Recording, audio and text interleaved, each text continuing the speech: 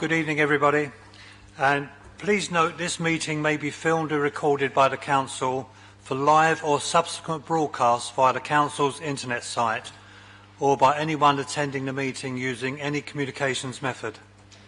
Although we ask members of the public recording, filming or reporting on the meeting not to include the public seating areas, members of the public attending the meeting should be aware that we cannot guarantee that you will not be filmed or recorded by others attending the meeting. Members of the public participating in the meeting, e.g. making deputations, asking questions, making oral protests, should be aware that they are likely to be filmed, recorded or reported on. By entering the meeting room and using the public seating area, you are consenting to be filmed and to the possible use of those images and sound recordings. The chair of the meeting has the discretion to terminate or suspend filming or recording if, in his or her opinion, continuation of the filming, recording or reporting would disrupt or prejudice the proceedings, infringe the rights of any individual or may lead to the breach of a legal obligation by the Council.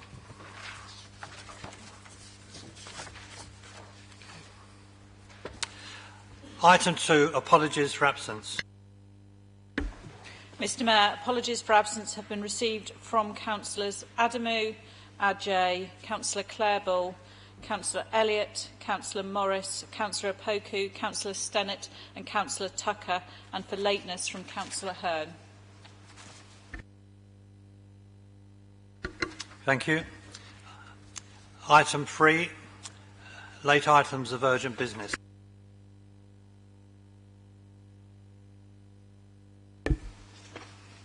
Thank you. Item 4, declarations of interests. Under the Council's agreed code of conduct, members are required to declare any disclosable pecuniary interest or prejudicial interest as defined by the code at any meeting and may not participate in any discussion or vote on the matter and must withdraw from the meeting room. Details of the requirement to make a declaration of interest are shown on your printed summons at item 4. Should you need to make any such declaration, you should do so now by clearly stating the reason and the nature of the interest. Members with a sensitive interest as defined in the code must declare that they have a disclosable interest, but the details of that interest need not be disclosed. Would anyone like to declare an interest? Thank you. Item 5. Mr Mayor, may I remind members of the need to consider whether they need to make a declaration in accordance with Section 106 of the Local Government Finance Act 1992 in relation to unpaid community charge or council tax liability which is 2 months or more outstanding. This requirement is detailed in the council summons. Members to whom this applies must make a declaration if they are present at any part of the meeting and must not vote on any matter relating to the budget. It is not sufficient for such members to refrain from voting or absent themselves from the chamber for particular parts of the meeting. Failure to make a relevant declaration constitutes a criminal offence. Thank you. Item 6. Mr Mayor, I would ask the Council to approve as a correct record the minutes of the meetings held on the 4th of December 2017 and the 7th of February 2018. Are they agreed? Thank you.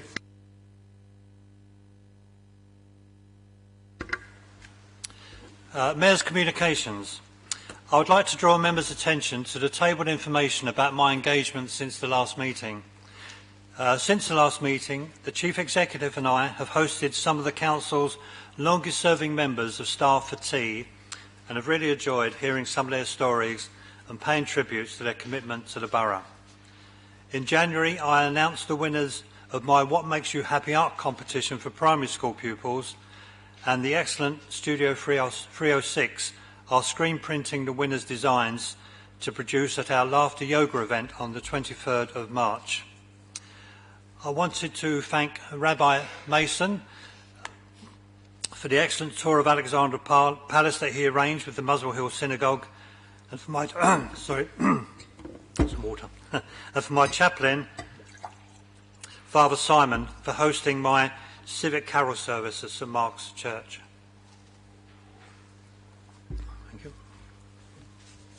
It was a privilege recently to support the Haringey girls cricket team at the Haringey Youth Games cricket finals at Lord's Cricket Ground, and I have to say both the girls and the boys cricket teams have both been in the top 10 in London for a number of years now, which is down to the excellent training and coaching that they're getting, and of course their commitment. I just wanted to say that during my mayoral year, Haringey young musicians have supported me and my work in raising awareness for funds for mental health and well-being in Haringey. So it was a great honour and a privilege to be able to join the Haringey Young Musicians cultural exchange with Lee High School in Texas during the February half-term. I funded my own travel and expenses on the trip, and the exchange was a huge success with outstanding performances. The young musicians, their teachers and tutors, and the dancers from Hornsey School for Girls were a credit to the borough. The story of this cultural exchange started in June last year when the Lee High School young musicians from the city of Midland in Texas came to London to perform in a number of prestigious locations, including Buckingham Palace and Southwark Cathedral. However, the terror attack on London Bridge led to a security shutdown and their performances were cancelled. When Peter Desmond, Head of Music and Performing Arts in Haringey, heard about this, he invited the young people from Texas to Haringey, where performances were arranged. Concerts took place in a number of schools in the borough, and as a result, Lee High School invited Haringey young musicians back to Texas to perform there. During the week in Texas, I was able to give the young musicians my support as mayor, accompanying their school visits to schools and speaking about Haringey to a number of audiences, including families, teachers and students at various schools. During the final joint concert with the Lee High School Orchestra, I gave presentations during the evening and exchanged gifts with Bo Garza, the Director of Music at Lee High School. Bo presented me with the Flag of Texas in a presentation case that's currently taking pride of place in the Mayor's Parlour. The trip was a wonderful triumph, and I and everyone on it will remember it for the rest of our lives. The family of the Lee High School students invited our young people into their homes and into their hearts, and showed us all great kindness and generosity.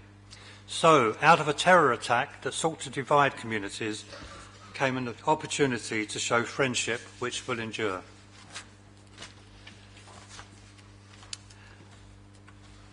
Item 8.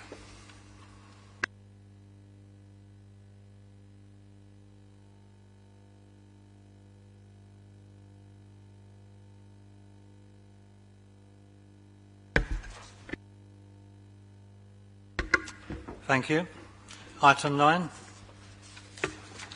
Mr Mayor, I have no matters to report.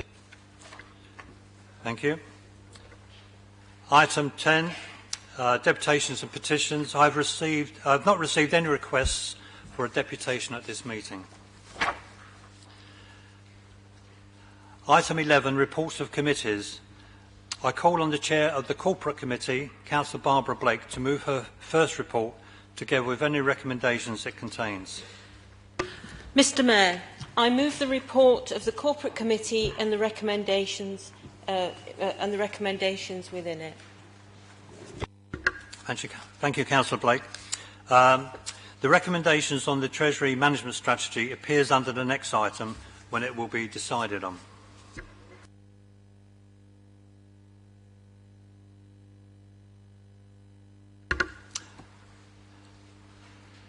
Item 12. I will start by asking the Assistant Director for Corporate Governance and Monitoring Officer to give the meeting some advice in respect of the voting requirements for budget votes. Thank you, Mr Mayor. The Local Authorities Standing Orders England Amendment Regulations 2014 and the Council Standing Orders require the Council to record in the minutes how each councillor voted, including any abstentions, when determining the Council's budget and the level of council tax to be levied. The only requirement is to record in the minutes of the meeting how each member voted. Given that there are 10 amendments in a substantive motion to be voted on, it could be recorded in the minutes of the meeting how each member voted, including any who have abstained, by a show of hands. Thank you very much. Given that there are 10 amendments and a substantive motion to be voted on, it could be recorded in the minutes of the meeting. Oh, sorry, wrong bit. Right. Can I therefore ask that the advice is noted and acted on when we come to the voting on this item, including each amendment? Is that agreed? Thank you very much. Right, before I call on the first speaker, I just want to make a couple of announcements. One is that if you are taking part in the debate, can you please speak as loudly as you can, because not everyone can hear what is being said during these meetings. The second thing I've been advised of is that snow is forecast tonight, sub-zero temperatures, so could councillors bear that in mind during the debate? Thank you very much. And I call upon the Cabinet Member for Finance and Health, Councillor Arthur, to introduce the report and to move the recommendations contained at pages 24 to 25 on the agenda pack. This is in section 3.1, recommendations A to Q. 15 minutes will be allowed for this. This will then be seconded by the Leader of the Council. This will be for a further 5 minutes. Thank you. Thank you, Mr. Mayor. As colleagues will know, this is my fourth and final budget. I was hoping for more sighs of sadness for that. And so inevitably I've been... Thank you very much.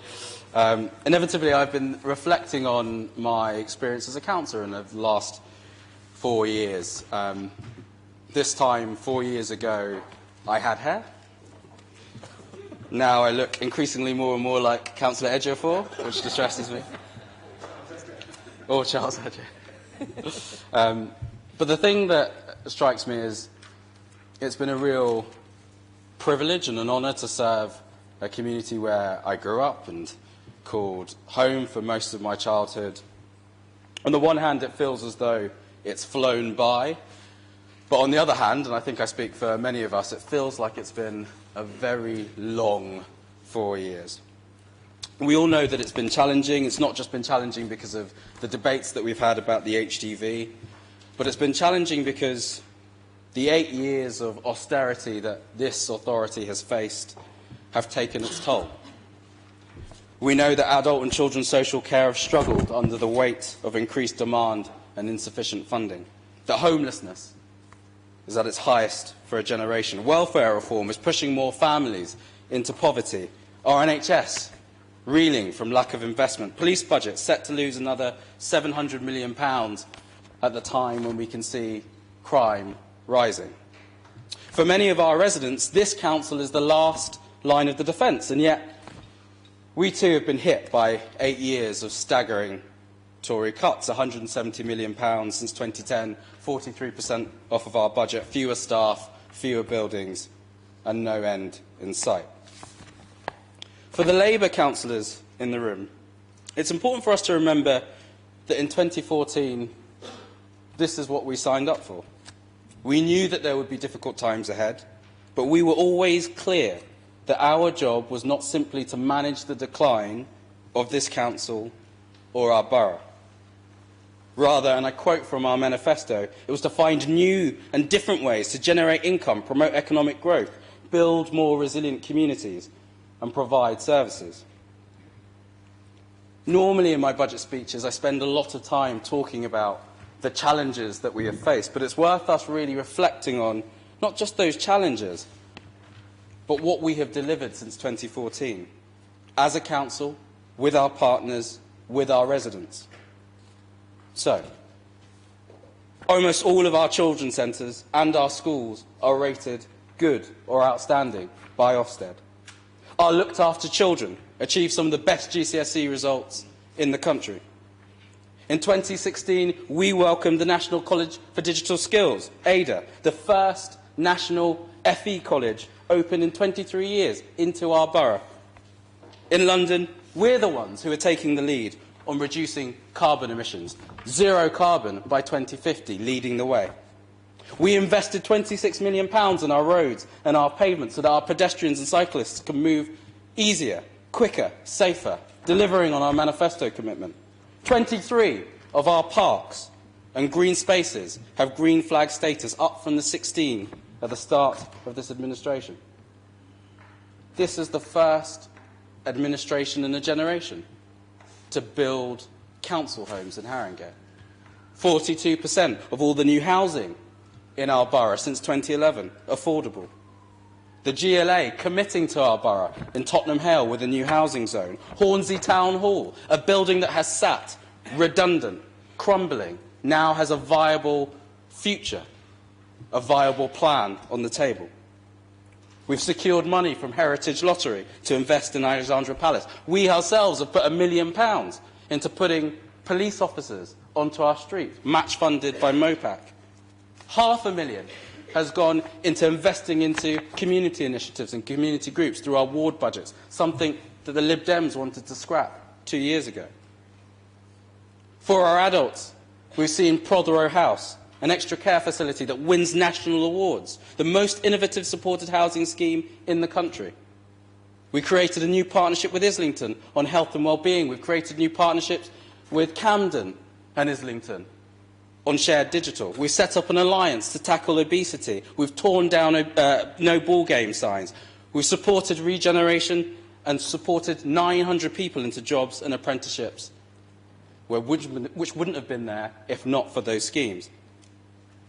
And we have signed Unison's Ethical Care Charter, ensuring that our care workers, who do incredibly difficult roles in our borough, will no longer have to worry about zero-hour contracts, that will be paid travel time, and we will support them on the progress towards London living wage. In short, we've aimed high for our children and our families, we've made carbon reduction central to our borough's future, we've delivered more decent, affordable homes for our residents, we've strengthened partnerships with community groups and the local police, and we've placed ambitious regeneration plans for Tottenham and Wood Green at the heart of what we do. Now, all of that doesn't just happen on its own. Not one family has moved into a home that they can afford because we've chosen to protest. Not one child has seen their life chances improve because we've focused on putting placards together. No investment has been brought into this borough, into our community, because we've decided to have arguments on Twitter or rambling Facebook posts or virtue signalling emails. Progress has come through leadership. Leadership with our residents, leadership with our partners, leadership from councillors and from officers. Leadership that doesn't make perfect the enemy of the good, that recognises that delivering tangible achievements beats ideological purity every time, that refuses to take the low road of the Lib Dems, always content and living in a fantasy world where difficult decisions do not exist, never hesitant in doing down our borough or scoring cheap political points. It's a leadership that addresses each challenge head-on, that acknowledges the shades of grey, that deals with complex problems, that is ambitious about the scope of local government to deliver for people's lives, but recognises that complex problems can never be solved just by a local authority. And that requires partnership with other public sector bodies, with the voluntary sector, and yes, with the private sector too. This authority will see significant change. And so the question before us now is, how do we address that change for the councillors that will be here post-May? Despite all of the progress that we have made, we know that there are still huge challenges in our borough. We know that we're the most unequal borough in the country. We know that life expectancy falls from the west to the east by 7 years. We know that a third of our 10 and 11-year-olds are classed as overweight or obese. These are challenges still to be overcome. So what do we do? Well, I believe that the medium-term financial strategy in front of us tonight provides a solid foundation to do that. First of all, it puts growth at the heart of what we're doing. Growth in homes and growth in jobs. I'm not going to rehearse the debate over the Haringey Development Vehicle. We've done that to death. But what I will briefly say is this. Not only are more homes and jobs critical to improving the life chances of residents living in one of the most deprived wards in the country, they are essential to the financial sustainability of this council at a time when we will only be able to fund our services through council tax and business rates predominantly. It's a financial strategy that recognises that we have to focus on our demand-led services and support them to deliver earlier help and prevention, enable our residents to live their lives healthier and longer, more independently. And it's a financial strategy that recognises that there are huge risks to come. It caters for that risk. It ensures that our general fund will stay at least 15 million and builds in a new budget resilience reserve too, to help smooth the impact of austerity on our services. This proposes to levy the adult social care precept, but again we must always be clear that even though it's the right thing to do in order to provide critical services, it in no way helps to fund the gaps that we're seeing. However, we will deliver on perhaps our headline manifesto commitment, that our share of the General Council tax bill will remain frozen for the 9th consecutive year in a row to help families and ease the pressure on rising household costs.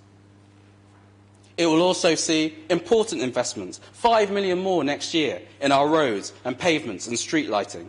We'll pave the way to set up a new housing company that spends more on procuring temporary accommodation to tackle the issues in that area. We'll spend 3 million more on aids and adaptations, assistive technology, supported housing schemes, so that our vulnerable residents can remain independent.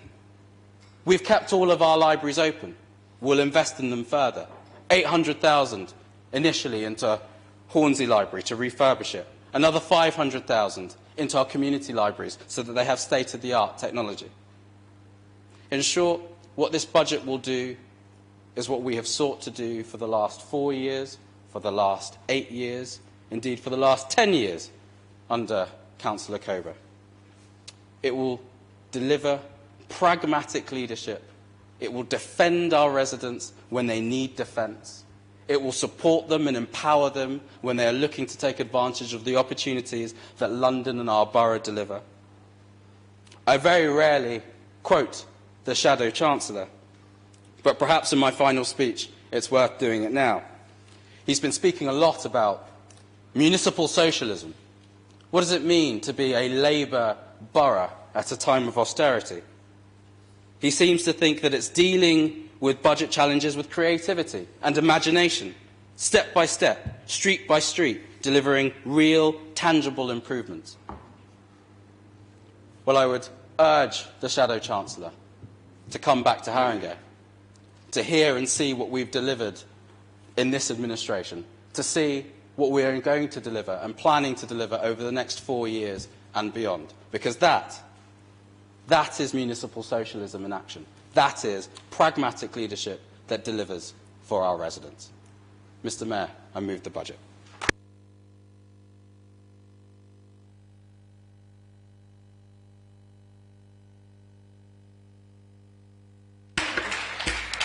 Thank you very much. I just want to explain now what's going to happen. I've received notice of 10 amendments to the budget from the opposition, and they will be moved by Councillor Engert for 7 minutes in total, and then seconded by Councillor Newton. There will then be a debate. The debate will be up to 45 minutes, and members will be asked to keep their contributions to 3 minutes only.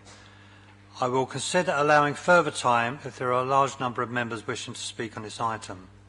At the conclusion of the debate, Councillor Engert will respond for 5 minutes, followed by Councillor Arthur's summing up 10 minutes. The Council will then vote on each of the 10 amendments in turn, followed by the substantive recommendations. So I now call upon Councillor Engert to... Oh, jump the gun. Before I do that, I want to call on Councillor Coburn to second the... Thank you, Mr. Mayor. At this stage, I will formally second the budget and reserve my right to speak later in the debate. Yeah, apologies, and thank you, Councillor Coburn. I now call upon Councillor Engert. Thank you, Mr. Mayor. Before I begin, I would like to take a moment to show my and my colleagues' gratitude to the finance officers who have supported us and worked with us for months on these budget amendments up until last week.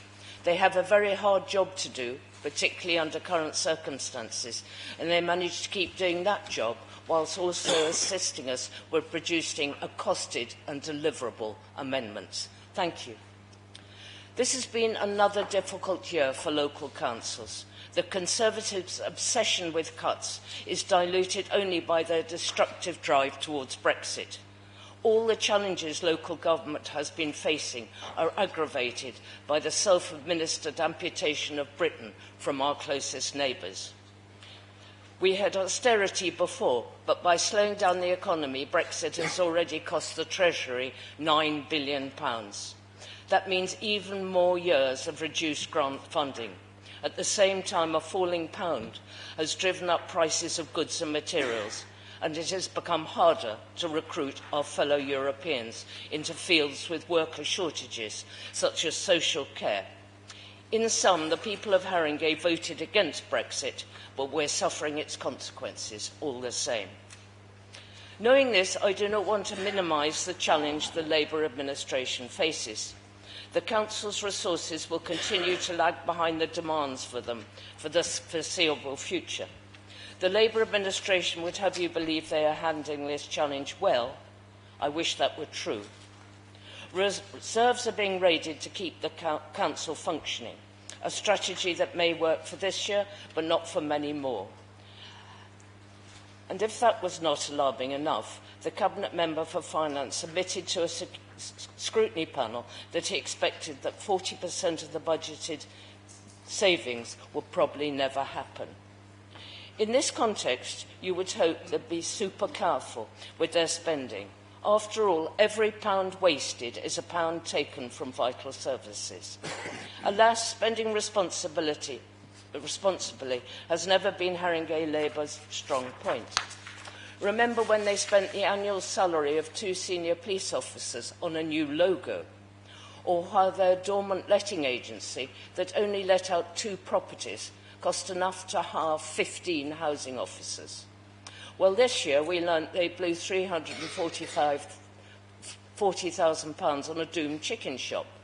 This could have been used to give grants to hundreds of sports teams, resident associations and neighbourhood watches with thousands of members. As for the millions wasted preparing for the HGV, well, that doesn't bear thinking about. The Council must do better. Above all, it must prioritise. The Liberal Democrat amendments do this. They say actions speak louder than words. This group agrees.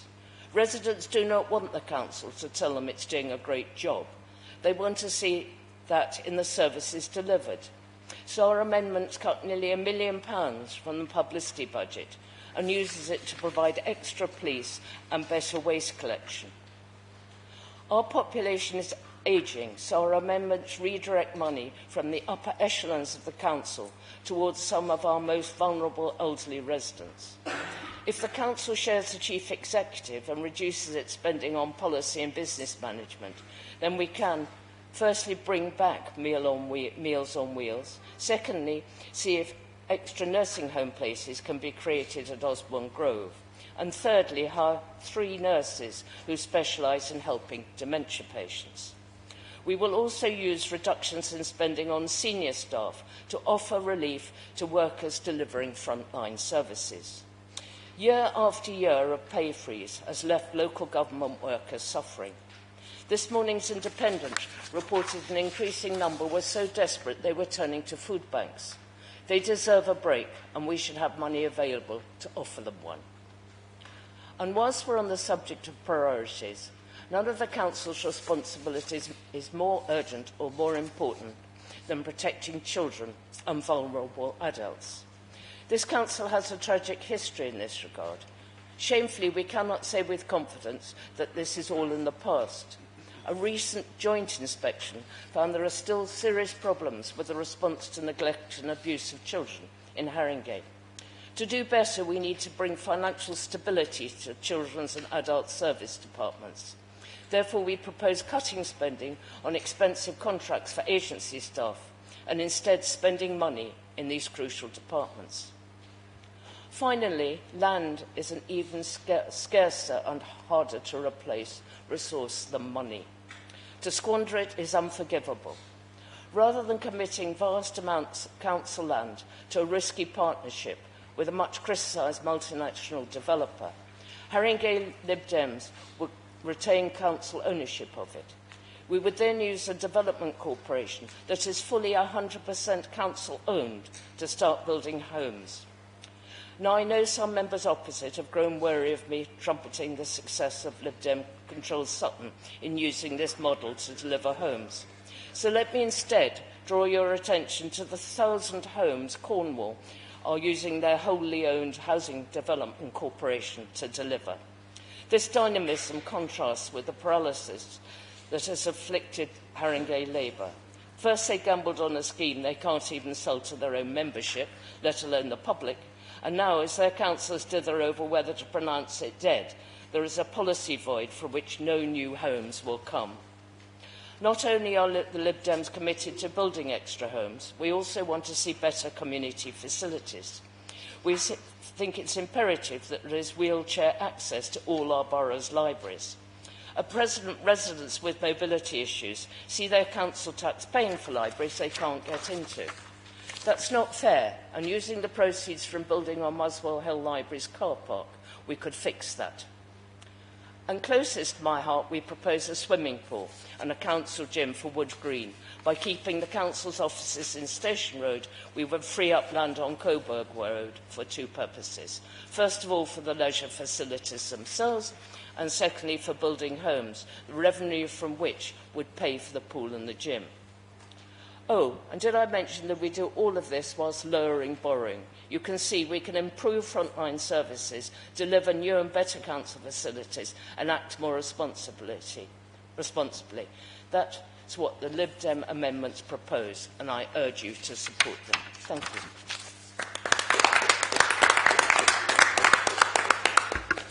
you. Thank you, Councillor Haringey. Councillor Newton, can I ask you to second the amendments? Thank you, Mr Mayor. I formally second all the Lib Dem amendments and reserve my right to speak in the debate. Thank you.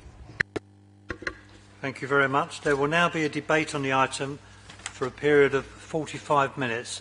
Each member wishing to speak will have 3 minutes only. I will consider allowing further time if there's a large number of members wishing to speak on the item. Can I call upon Councillor Connor? Thank you, Mr Mayor. We all know that finances are tight, so it's particularly important that what we have to spend, we spend wisely. So we propose that investing in Admiral dementia nurses has proven benefits, not only for the people they care for, but allowing people with dementia to retain their independence for longer. The Haynes is currently expanding from a centre that provides daycare to a hub where people can come for a few hours for support and help to access other services. I would like to see this excellence replicated in the east of the borough.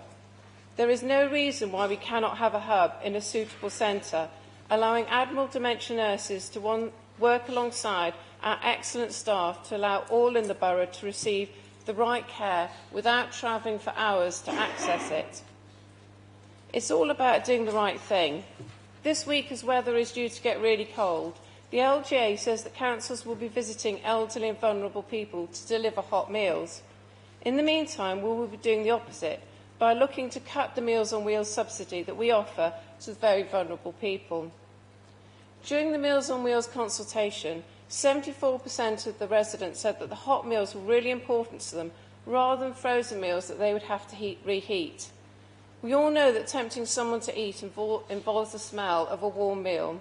Asking someone who's frail and elderly to heat a meal from frozen, well, the chances are they won't bother. This could lead to malnutrition with all the health risks associated. Or how about the 88% who wanted the social interaction? We all know, and it's in the news, about the problem of social isolation, and having one person who knows you popping in every day with a hot meal not only provides company, but can be that very important link to the outside world, and can pick up on small problems before they escalate. Our own Haringey design framework for integration of health and social care says we should be looking to deliver fair and equal care across the borough. So why do we insist on cutting the services of those who need our help the most? We are looking also to improve and support our council-owned nursing home, Osborne Grove, to expand the places available in order to provide care for those who need the nursing care closest to their own homes within our borough. As councillors, we are there to give voice to those who struggle to make their voices heard. Please back our amendments that will provide crucial support for those residents who need our help the most. Thank you.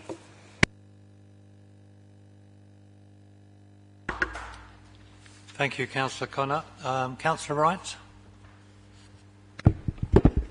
Thank you, Mr. Mayor. I wanted just to say a few things, just to draw people's attention to the scrutiny process, which we conducted again this year over the past few weeks. It's been a process which I think has been positive, particularly in enshrining a system.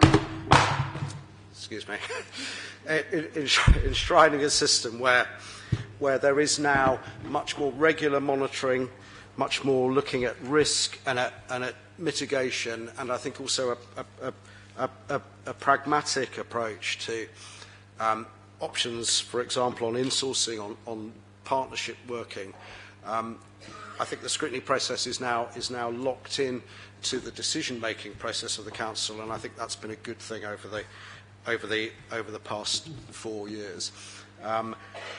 I think what's undoubtedly the case, and Councillor Arthur spelt this out, is that we've suffered enormous cuts which prevent this council meeting the needs of the people who live in this borough. And having listened to the guys over there, I mean, we shouldn't forget those cuts were set in train by the Lib Dems in coalition. And I think it's a shame that not many of these proposals came through the scrutiny process. They're a shopping list as ever, and the numbers don't add up. It's a cynical attempt. I mean, they sound like Corbynites, some of them now, and I think that's actually a sign of the bankruptcy of the position of the Lib Dems. Yeah, I support this budget and I oppose the amendments.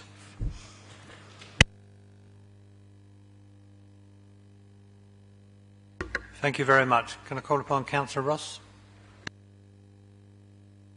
The Lib Dems believe more needs to be done to tackle the scourge of moped crime in our boroughs, roads and neighbourhoods. It's particularly important as there's been a significant increase in this crime in Haringey, with a huge rise in phone and handbag snatches, and the gangs are using an increasing amount of violence. Police statistics show that in the last quarter, for which we have statistics, there was a 7% rise in theft from persons crimes, and the Met itself admits that this kind of crime is more common in Haringey than in similar areas. And more people across the borough are becoming victims. As reported recently in The Guardian, there was an acid attack in Tottenham. The victim was approached by two men on a scooter who sprayed a corrosive substance in his face as they tried to steal his moped, presumably so that they could then use his vehicle to commit more crimes. There have been attacks all over the borough. One victim suffered trauma to her gallbladder and had to have the organ removed.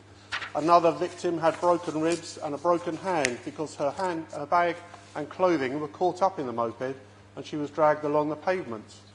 A little old lady fought off assailants in Crouch End.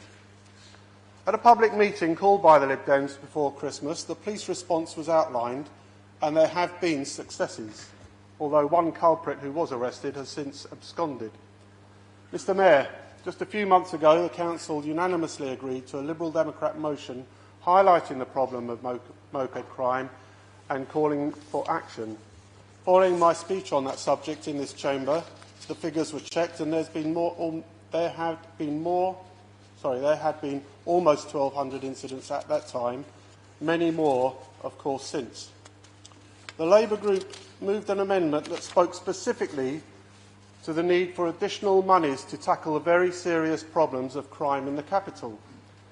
This Liberal Democrat amendment tonight to the Labour budget provides for this, not only funding an additional police officer to focus on moped crime, but securing match funding for another. I'm not one for acronyms normally, but bog off springs to mind. Buy one officer, get one free. Sadly, this would come at the price of ending Haringey people. However, I would hope that we can all agree that our residents' safety comes before the council's publicity. It would be naive to believe that 2 extra coppers will eliminate the menace of moped crime altogether. However, it will help to break the upward spiral in bag snatchings and bike thefts. Criminals who engage in this unusually nasty form of crime should know that they will face a determined response. And this amendment goes a little way to doing that. I urge all councillors to agree to the amendment. Thank you, Mr. Mayor. Thank you, Councillor. I call upon Councillor Gideon Ball. Thank you very much, Mr. Mayor, and thanks for giving me the opportunity to speak. I'd like to place on record my register of interest as an employee of the National Health Service, and before I make a few remarks, I'd like to pay tribute to a couple of councillors this evening. The Cabinet Member for Finance, I thought, made an excellent speech, and I think he's done a very good job over the 4 years he's been in the Cabinet and Cabinet Member for Finance. I think there are 3 portfolios on the Council that are very difficult to take on when you're a new councillor. One is the Cabinet Member for Finance, the other one's the Labour Group Chief Whip, and the third one is the Chair of Scrutiny, and I think you've done a good job tonight. The other person I'd like to pay tribute to is Councillor Connor. I think you've done a very good job as Chair of Adults and Health Scrutiny over the last 4 years, and as tempting as it has been to play party politics with adult social care, you've resisted the temptation of many occurrences, and I'd like to thank you for that. My remarks this evening are mainly around the blight of social care in this borough and across this country, and the fault for that lies solely with the current Conservative government, and I have to say to a certain extent with the Lib Dems that propped them up for 5 years. Austerity has not worked. It has caused a massive drain on the National Health Service because of the cuts that have been made in adult social care.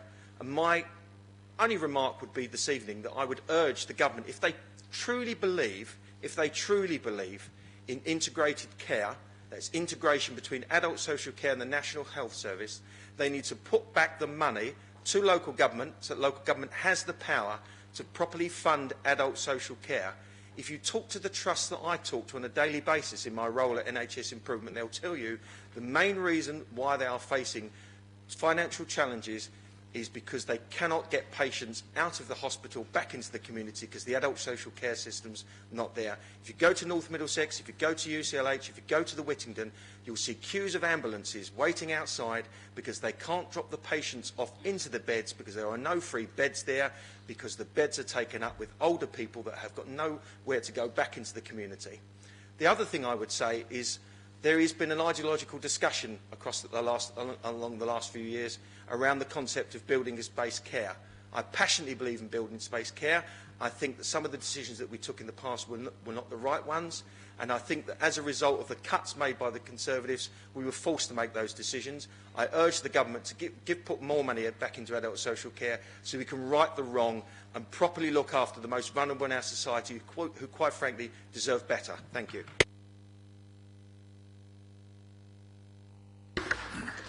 Thank you, Councillor. Can I call upon Councillor Carter?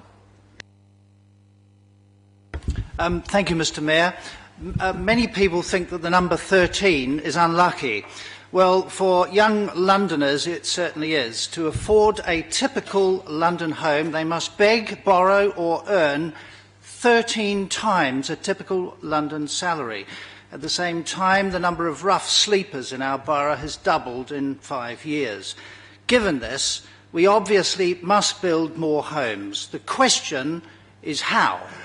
Labour's solution is the Titanic of social housing PFI deals. It's bigger than anything that's gone before, but if it sinks, like Sunderland's joint venture with Carillion, then it would take a lot of people and property down with it. However, there is a positive alternative, and it is the one the Liberal Democrat budget amendment provides for. The Council should set up its own wholly owned development corporation.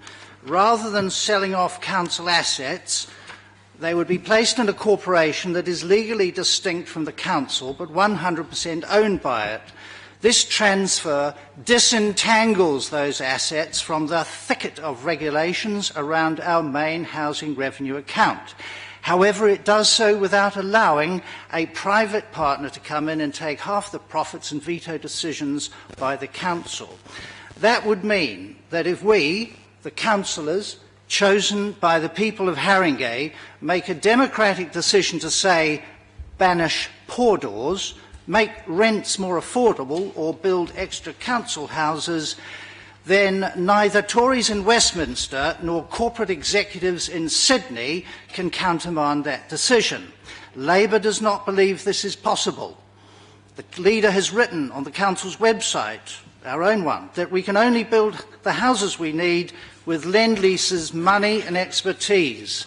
But, Mr Mayor, that ignores the dozens of wholly owned development corporations already set up by other councils and the thousands of homes they are delivering.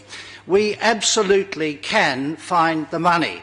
Our amendment provides for almost £100 million in seed money.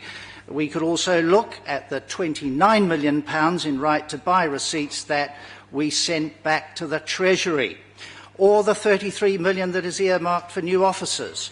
And in the long term, consider a council which, rather than splitting profits from building on its own land with Lend-Lease, instead reinvests 100% of them back into creating and improving houses.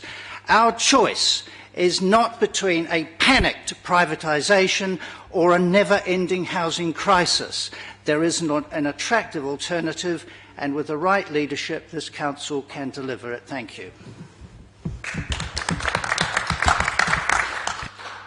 Thank you, Councillor. Can I call upon Councillor Peacock? Thank you very much, Mr Mayor. First of all, I'd like to just say to Councillor Ross, in future, we're older people, we're not elderly. Quite right. Okay?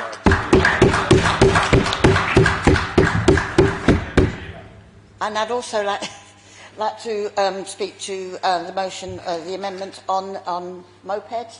If you remember, I spoke quite vehemently about it at the last council meeting, and I read out a whole lot of documents that I received from Karen Neal and the Rough Riders, you know, the red people that come on their motorcycles to the Tottenham Remembrance Day.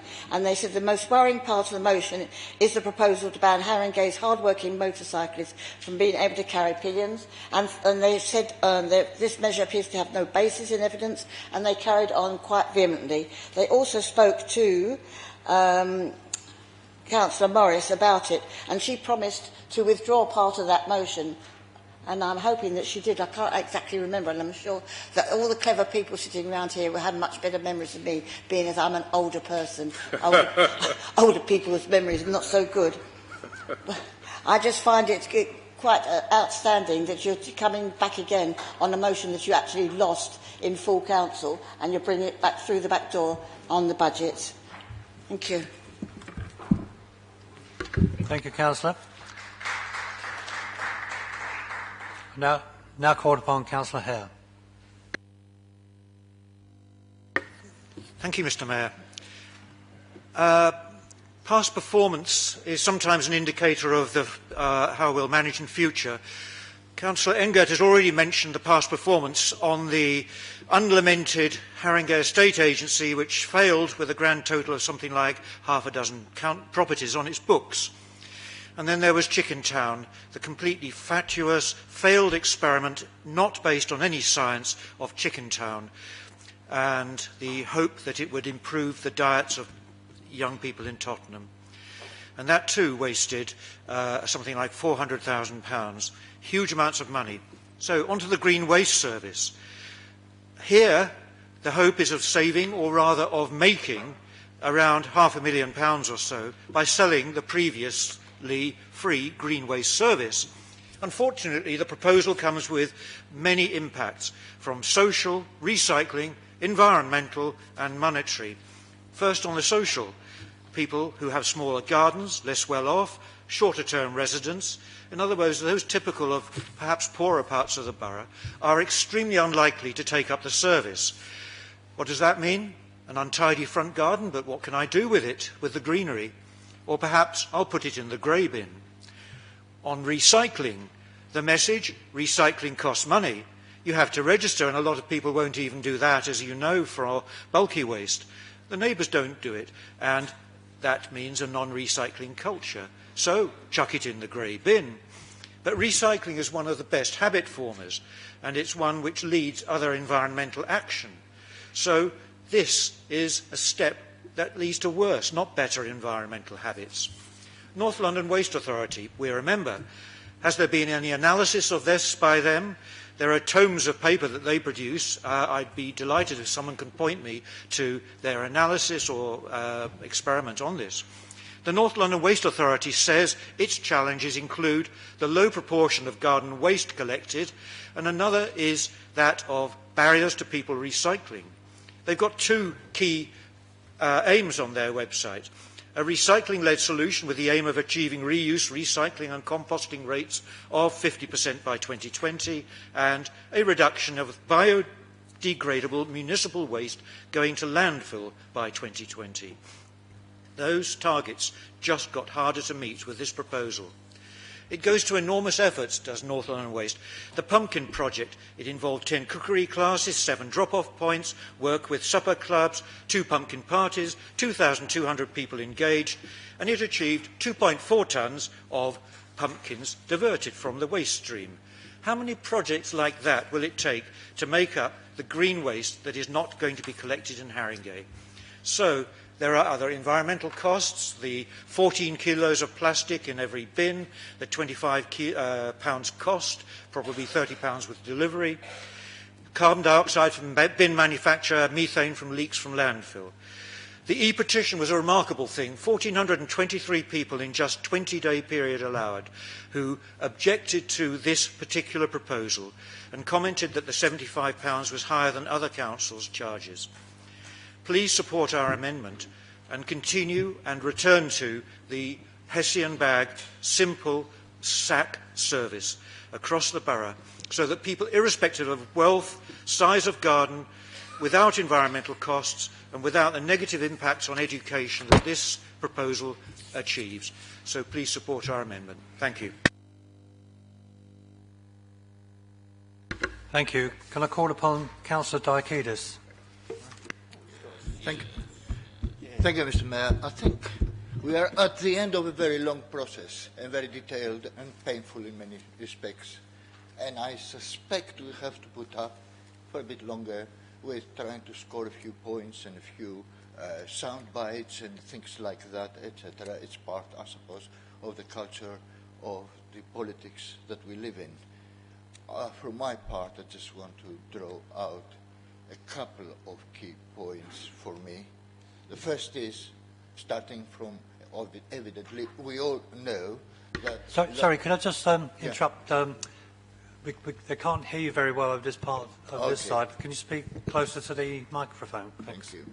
All right. The first point is that we all know that the government, the Conservative government, has been trying to dismantle completely the welfare state, and in the process has targeted disproportionately local government, and with devastating effects, and that a lot of local authorities are on the brink of bankruptcy. Indeed, some of the Tory authorities, we found out, are just getting over the line as well. Our borough, warts and all, is not one of those. I think, as you've seen, we've got actually in front of us a budget that is balanced, and it's got a decent level of balances, and generally, I think that we can survive for the next year, keep on finding new ways of dealing with problems. In the last 10 years, we have had a lot of devastating, painful cuts, and we've got to keep on trying to leave no stone unturned to find solutions to overturn it, and hopefully the circumstances will be better in the future to enable us to do that. And there may be differences of opinion about various aspects and some bitter differences of opinion, but overall I think we have survived and we are fighting fit. And within that, I've got to say that there are certain signs that there are some changes happening wider that probably give us some room for cautious optimism that we probably have bottomed up in this process. I'll ask colleagues to cast their minds a year back when we had a strong and stable Tory government with a healthy majority certain to run its 5 years course and widely expected to win another term probably after that. Now, fast forward a few months and we've got a minority Tory government, bitterly divided, weak to the point that practically every other week the parliamentary opposition, the Labour Party opposition in the Parliament, is forcing it to massive U-turns, and unstable to the point that it is possible that we might have an early election, and dare say it, even very soon a government that we either Labour or Labour-led. So these are not certain things, but they're creating an opportunity actually at this moment in time, and some reason to keep on fighting, because there is some hope. Our shield, shall I put it that way? We've had the red light for some time. Could you wind up, please? Our shield might be dented, but it's still holding on. And there is a fight back. And I hope, and I think, I'm certain, our borough actually will be at the forefront of this fight back in the next term. Thank you very much.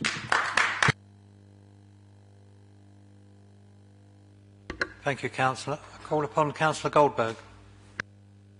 Thank you, Mr. Mayor. I wasn't going to speak, but since the Lib Dems have misled Council twice, I think it important to correct them.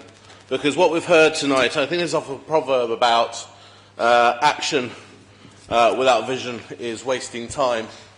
Vision without action is just daydreaming. But never have I seen such a bunch of amendments that have no vision and demonstrate absolutely no action. And I don't even know what that equals. What we see instead is politics as a game, and talking about individual projects, not have all been terribly successful, but that are fun to pick holes at because that's the game of politics. And what they want the public to believe in this chamber is this council spent £300,000 that could have been spent on other services. That is nothing short of a lie. It is not something that the Section 151 officer would agree with.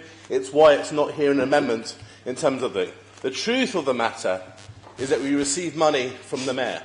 We receive money from the Mayor to do one thing and one thing only, and that is to increase employment opportunities in Tottenham. That's why it's called the Opportunity Investment Fund. And members of my own group would be well to take note of this as well next time they choose to criticise Chicken Town. Our simple objective was to densify employment. The space in which Chicken Town sat employed just 4 people before the money went in. Now it employs tens of people. Those people still have jobs because of the extra money we put in to maintain it as a going concern, so that the people who are taking over that space and relaunching that business will continue to be employed should they choose to be so. There will be a new offer. I can't say that everything was successful, but it also did meet other objectives. It tried to provide competition to fried chicken by having a steamed offer, a pre-steamed chicken offer that was 30% healthier, 30% lower in fat. It chose to have an evening offer that subsidised the lunchtime offer so that school kids could have something that's affordable. And my goodness me, I would much rather be part of a council that tried to do something than talked about doing nothing. And that's exactly what these amendments represent. Yes, I think the letting agency has not been a successful policy, but I'm proud that Alan tried to tackle the horrific regime of housing that your party helped facilitate by absolutely crashing the ability of local councils to build council housing in this country. And it's a disgrace to come to this chamber and pretend that you stand for progressive values when you were a part of decimating Haringey's ability to build housing, to improve our public services, and you've never apologised for applauding every single cut that was handed down to this council. It's about time you did, and no doubt, if you don't get the opportunity to do so, I guess we won't be seeing you here after May. Thank you.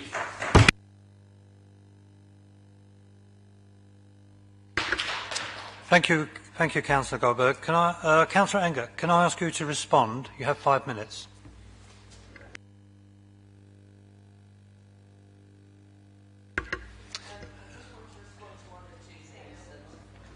Sorry. I've been interrupted. Thank you, Mr. Beck. Sorry. I just wanted to respond to 1 or 2 things that have been said. Hold on 1 second, Councillor Enger. Sorry. Sorry, people who seconded the original motion should have that opportunity to come back. I believe that Councillor Coburn reserved her right, as did Councillor Newton, before Councillor Engert sums up. Okay, do both of you wish to speak? Okay. Sorry, Councillor Engert. Thank you, Mr Mayor. I think that what Councillor Arthur presented this evening demonstrated the thinking that has gone into this budget, the thinking that has sat behind the medium-term financial strategy, and indeed the thinking that has underpinned a corporate plan that had at its very heart an ambition for all people in this borough and fundamentally to tackle the inequality that exists. I think it's very sad that the Leader of the Opposition chose to stand there this evening and trot out the same tired old lines that simply do our borough down, that suggest that things cannot be any better, that public service, that politics cannot make life better, because we know that it can. And, you know, it really isn't good enough to come here and to be as cynical as we've seen this evening, while at the same time offering up a bunch of amendments that, taken individually, let alone collectively, would make very little difference to the lives of people in this borough. Because, you know, politics is complex, public policy is complex, and simply suggesting that there are simple solutions, be that putting up 2 police officers to tackle some of the intractable issues that sit behind moped crime, or be that simply saying we're going to cut all comms spending because that's wasteful, when we know that it's not. We know that what sits behind that are things which are really important and valuable, and we've rehearsed these arguments so many times about the need to advertise for foster carers, the need to drive up our recycling targets, all through written communications. It may not be a popular thing to say, it may be very easy to say we're just going to cut it, but come on, we need to start to live in the real world, to live with what we find in terms of the continued austerity agenda, and to face into the world as we experience it, rather than deal with the world as we want it to be.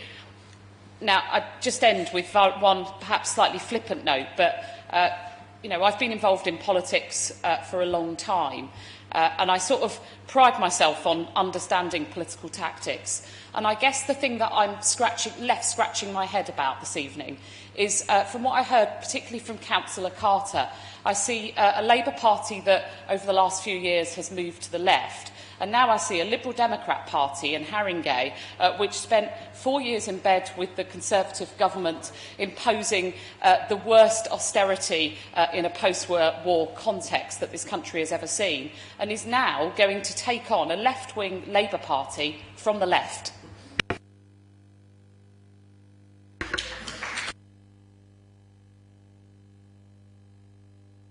Thank you, Councillor Coburn. Councillor Newton, would you like to speak? No. Apologies, Councillor Engert. You're up. Thank you very much, Mr Mayor. I just wanted to take up 1 or 2 points made on the other side. I'm afraid I couldn't hear all the contributions, so sorry if I haven't taken up your point. Councillor Arthur said the debate on the HGV had been done to death. I wish the HGV had been done to death, personally. We are on a riposte to Councillor Goldberg about talking about doing something. We are proposing doing something. The wholly owned council development company would be some very positive and different step. I think Councillor Wright said the numbers didn't add up, if I got it rightly. Somebody wrote the note for me. Of course they do. Officers pass these numbers, and they pass all our budget amendments and go through it. So if you want to say that, you address yourself to the officers.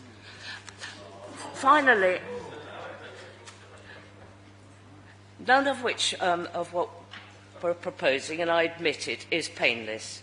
Choosing your priorities never are. We've never put through a full budget because of the cost it would be to the council, but we are trying to propose some very positive things that are based on things residents have asked us to do.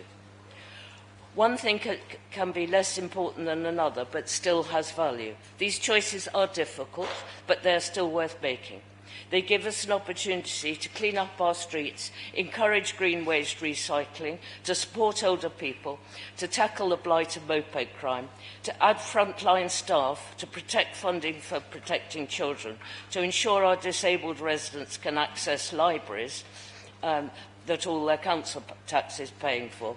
And at last, you know how delighted I would be to see this one, provide a swimming pool and council gym in Wood Green.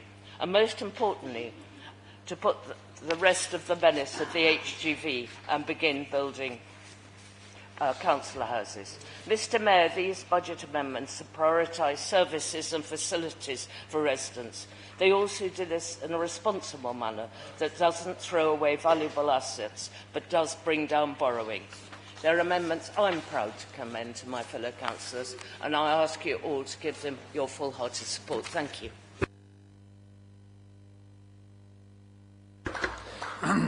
Thank you. Councillor Arthur, you have up to 10 minutes to respond to the debate. Thank you, Mr Mayor. I won't use my 10 minutes, A, because it's getting cold outside, and B, because it doesn't feel as though there's much substance and weight to respond to. I think the groans about your HDV joke speak for themselves, Councillor Engert. I think that Councillor Wright and Councillor Goldberg and Councillor Coburn said it well in pointing to the cynicism of your amendments, your attempt to tack to the left for some reason in order to gain political advantage.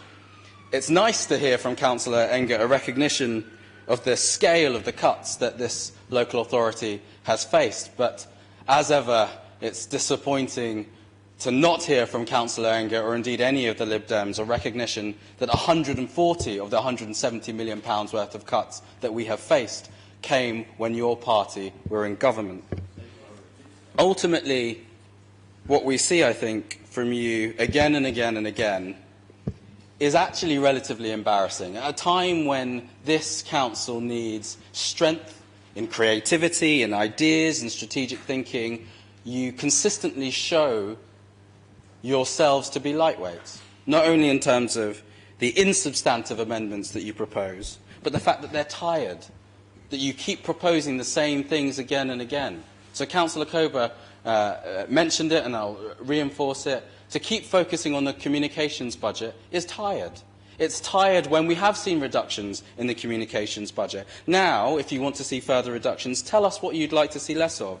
Translations and interpreting, management of the website, supporting usability and accessibility, statutory public notices, printing essential committee papers. It's tired. It's tired to keep coming back to this authority and to this budget meeting and say we should be sharing our chief executive. At the same time in which we have spent a whole meeting talking about the struggles and the challenges of overcoming significant cuts to this budget and to our authority, the need for strategic thinking, your suggestion is that rather than having a dedicated chief executive, a dedicated leader to be able to address that, that we should share it with another local authority. Tired and insubstantive. I won't spend too much time going through the other amendments, but just to pick off a few points. Our policy and business management function is essential if we're going to ensure that we have the strategies in place to deliver our corporate plan. So to say that you're simply going to cut them is not to think through the impact that that has on the capacity of the council. You've talked about Haringey people. I would just flag that we've seen a significant reduction in the cost of Haringey people. We've moved it to bi-monthly production. We've moved the design in-house. We've switched from Royal Mail to door-to-door delivery. So we have seen reductions, but it is a useful tool to share good news stories, but also key messages with our residents. You talk about agency staff without noting that 37.5% a reduction of agency staff since 2015. But most importantly, I just want to spend a bit of time on your housing proposal. So, in it you have advocated that you will spend £148 million and that that is somehow a coherent alternative to the HDV. If we assume that 200,000 is roughly how much it costs to build a new home, your figure gives about 740 units. That's 740 units compared to 6,400 homes in the first phase that HDV is looking to deliver, 40% affordable.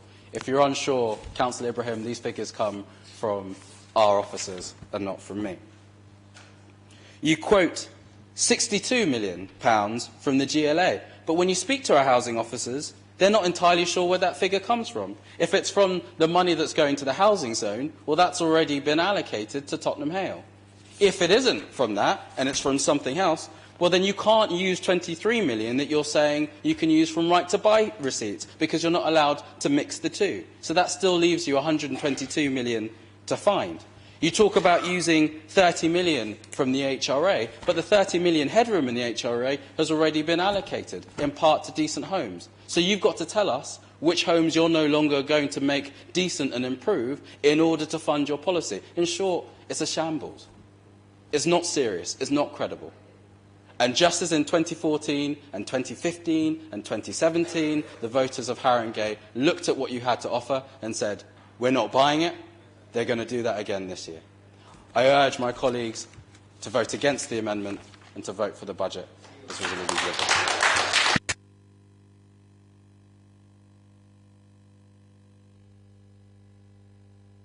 Thank you very much.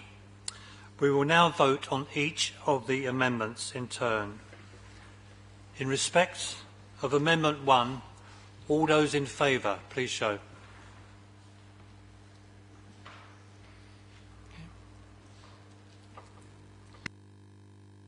Those against?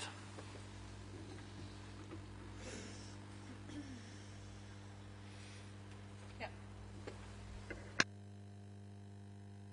Any abstentions?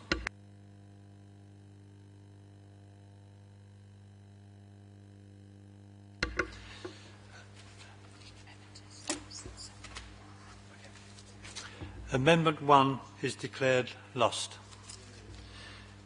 In respect of Amendment 2, all those in favour?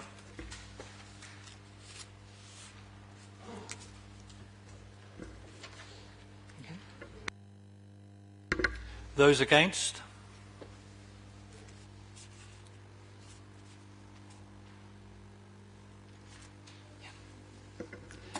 Any abstentions? Okay. Amendment 2 is declared lost. In respect of Amendment 3, all those in favour?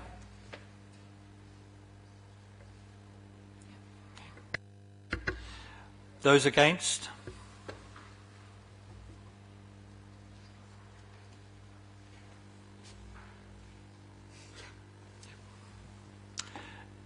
Hands down. Yep. Any abstentions? Amendment 3 is declared lost. In respect of Amendment 4, all those in favour? Thank you. Those against?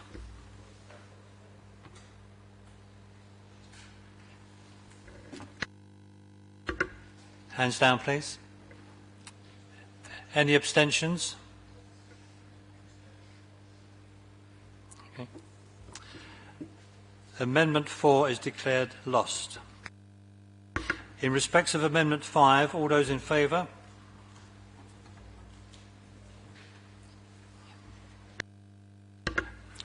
Thank you. All those against?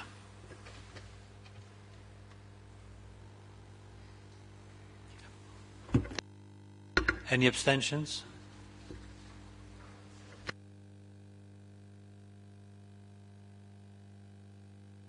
Amendment 5 is declared lost. In respect of Amendment 6, all those in favour? Okay, hands down, please. All those against?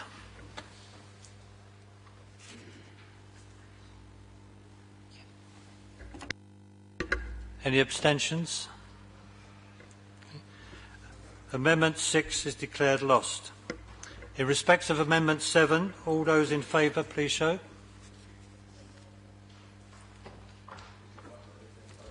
Those against?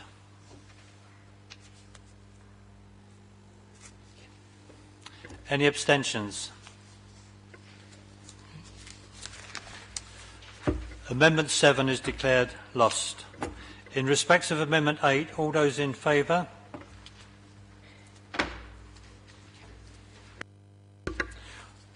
All those against?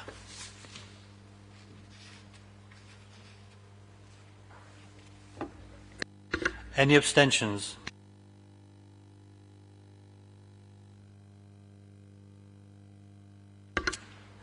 Amendment 8 is declared lost.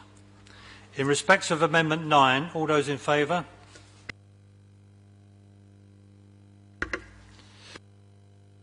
Those against?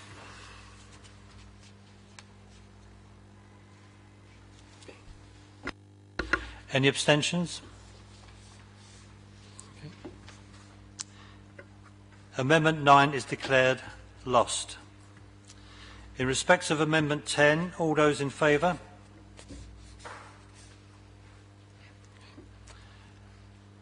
Those against?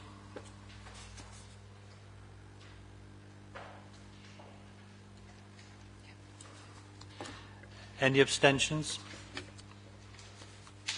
Okay. Amendment 10 is declared lost. In respect of the substantive recommendations contained at pages 24 and 25 of the agenda pack, this is section 3.1 of the main report, items A to Q. All those in favour?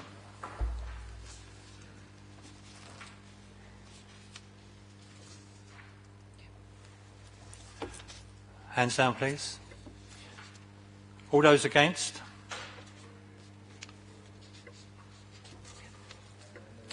Any abstentions?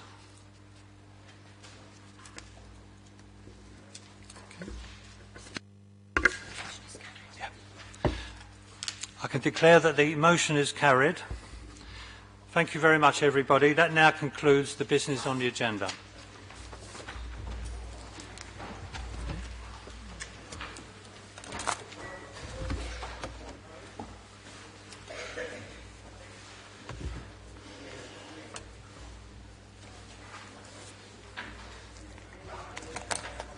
Leave this here. No, come on.